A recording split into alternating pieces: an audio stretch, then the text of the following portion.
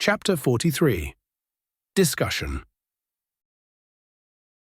The next day, Kai set off to see Trika. Andre had opted to join him and Akane for the outing. Even a few days later, things were still getting back to normal for everyone after the devastation of the earthquake.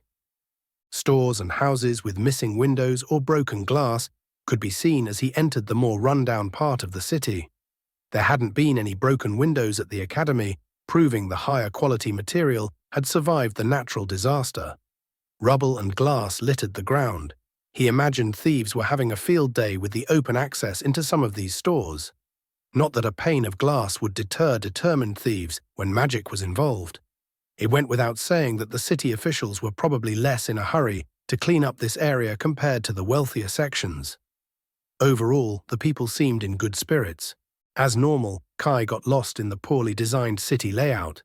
His sense of direction wasn't the greatest, but he had also only visited the Kamalash Inn and Tavern once, and had come from a different direction. Andre wasn't much help since this was a part of the city he hadn't yet visited. "Why are we heading to this inn again?" Andre asked Kai. "I want to send a message to my family. I haven't sent them anything in months." He had received 2 letters from his family that had mysteriously been delivered to his room. Inside the letters, his mother had written that the family missed him, that they were thinking of him every day, and asked how he was doing. Though they had been about ordinary home events, they had warmed his heart to read. Now he felt like a horrible son because he had been so caught up in everything going on for the last few months that he had forgotten to reply. He gulped thinking about his mother. He was honestly surprised she hadn't tried visiting him yet because he hadn't sent any mail back home. His mother could be a little overbearing at times. Andre appeared confused. "I'm still at a loss. Why aren't you using a normal courier service?" He was beginning to regret bringing Andre with him today. He had always been discreet and mysterious about his home and origins for obvious reasons. But as far as he understood, Trika didn't know about his home either. He wasn't really sure how she would get a letter home for him, but he was just doing what his father had instructed him to do.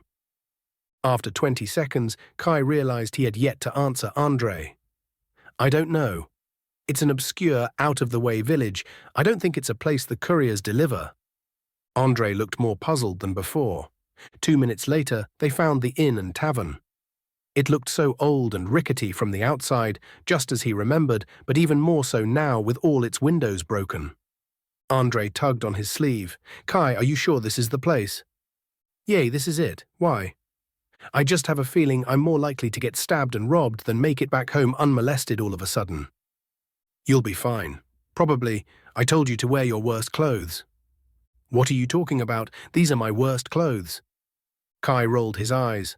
Andre's worst clothes were still many times better than his best.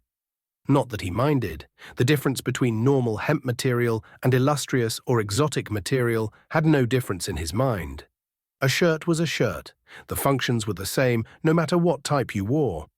Whereas armor was different, because armor had different functions and levels of protection depending on its material. Walking into the inn and tavern, Kai was assaulted by the stench of beer. It was an hour or 2 until lunch would begin in full. The bar and eating area had a few occupants here and there, some already nursing drinks so early in the morning. Andre received the odd looks that were making him uncomfortable. At the counter was a young boy with auburn hair that Kai recognized as the boy who took their bovines into the stables when he had first visited nearly 5 months ago. The boy's eyes screamed with boredom. "How can I help you?" he mumbled. "I am here to see Trika." "Trika," he yelled suddenly, "you have debt collectors here." "What?" came a cry from the back room. A curtain dividing the 2 rooms parted. Trika's head popped out, her eyes scanning back and forth until they landed on Kai. She came into view completely, wiping flour off her hands against her apron. The self-satisfied smirk the boy was sporting vanished as Trika smacked him in the back of the head. Powdery flour caused his hair to turn white. "That's for messing with me," she said to the now white-haired boy. Kai watched on amused now that someone else was on the receiving end of Trika's mischief and pranks. Jerking her head back, she said, "Go clean yourself up. You look pale." The white-haired boy slumped his shoulders and disappeared behind the curtain, muttering something Kai heard as child labor.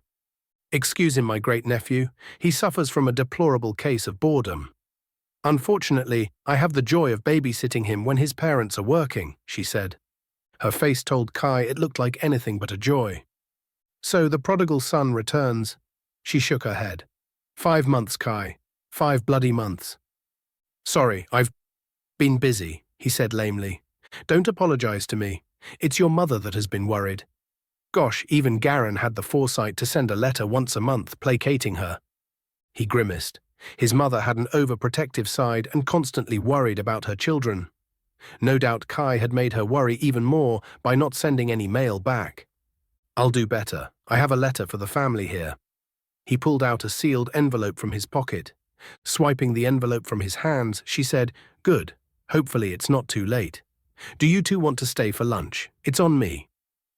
Teleporting onto the counter, Akane looked excited at the prospect of a free lunch. Flinching back, Andre yelped. He had never seen Akane teleport before. Something akin to fear passed through Trika's eyes. Never mind, I can't afford to feed you 2 and 1 of those damned foxes. After their visit to Trika's and lunch elsewhere, Kai and Andre split up. While Andre headed over to shop, Kai opted to return to the academy. His history professor, Mr. Dravenport, was sitting on one of the campus benches along the path. He seemed engaged in reading an old, tattered book until he peered above the pages and took note of Kai. Nodding to the man, Kai remained silent as he passed. Kai, do you have a moment to chat? The old croaky voice called out to him. Sure, Professor. Sorry to take some time out of your day, especially on this wondrous, rare, sunny day. Mr. Dravenport's lips twitched with humor. Kai arched a brow at the bad joke. Yes, you don't see light like this very often, he deadpanned.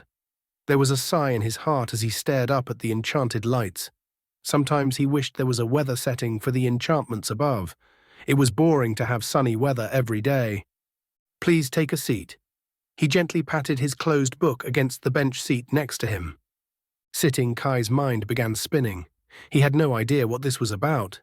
In fact, he wasn't even aware that the professor knew his name. You're not in any trouble, Mr. Kai. In fact, it's the opposite, he said, seeing Kai's obvious tension. I owe you an apology for what happened to you on your expedition a few days ago, Mr. Dravenport solemnly stated. You see, it's my fault you ended up in Group 2 and by extension suffered so much during your trips. Attention fully on the withered old man. Kai remained silent from shock while he digested the information the professor had just relayed. I happened to witness your little interaction with Jason on the first day of classes. Call it being nosy, but I intervened by manipulating the roster of the expedition groups. I ended up placing you, Jason, and his 2 friends all in the same group.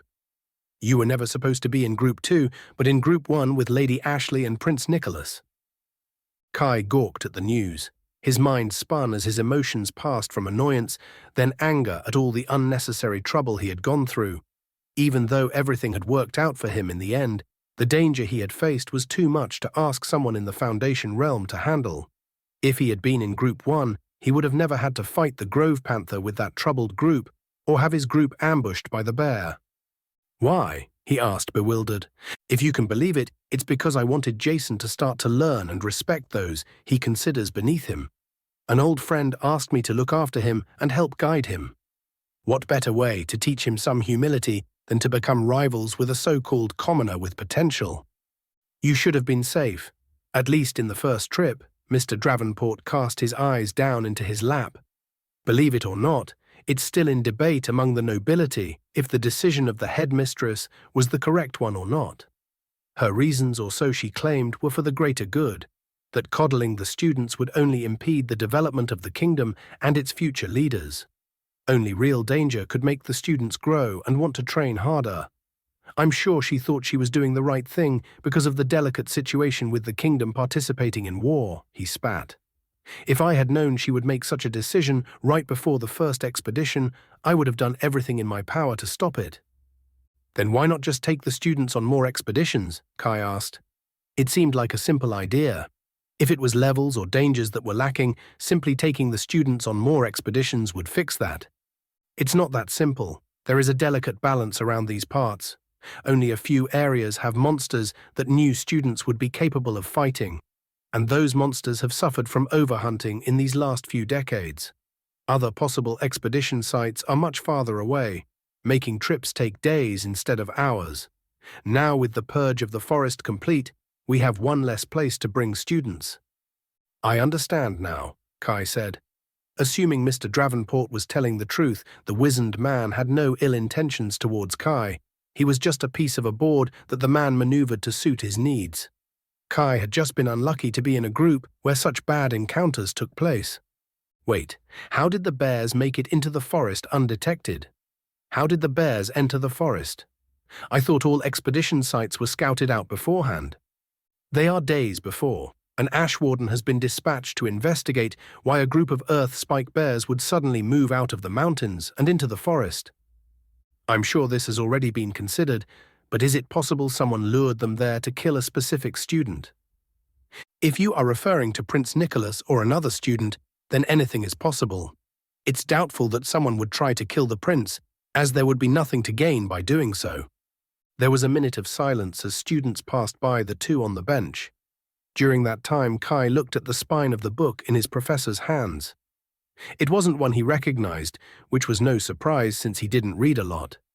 During the silence, Kai realized this was his best opportunity to ask a question that had been haunting him for 16 years. A question that only a man who had lived nearly 1,300 years could answer. I have a question if you wouldn't mind, sir. I think after everything that has happened, you have the right to ask quite a few questions. Breaking eye contact, he asked, I was wondering, he inhaled a deep breath of humid air, if you knew of a human named Lucian Bishop. Kai felt restless as he waited for the professor to answer. Each millisecond that passed felt like an eternity as he watched the professor's mouth finally open. How nostalgic. Mr. Davenport's eyes were unfocused. That's a name I haven't heard in nearly 100 years. What do you want to know? He asked. Kai's body went cold. 100 years. That meant Lucian might be alive. He shoved his hands into his pockets as he felt them start shaking. What do you know about him? Where is he? How strong is he? Kai belted out quickly. Calm down, Kai. You need to get a grip. Mr. Davenport gave him a serious look of consideration. He looked like he wanted to say something but thought better of it. His fingers tapped along the spine of the book. Lucian Bishop is a legend of the human race. Hero, savior, and leader, he helped humanity advance further than almost anyone else. I don't know exactly what you are looking for. After all, the man has lived as long as me and has accomplished much during that time. We could sit here and spend days discussing his accomplishments. Then he still lives to this day? He stuttered. His heart pounded fiercely in his chest. Mr. Davenport merely shrugged. I don't know. He seems to have fallen from the limelight in the last few hundred years. I haven't heard any news about the man in a long time. Whether he is alive or is dead, I'm afraid I can't tell you.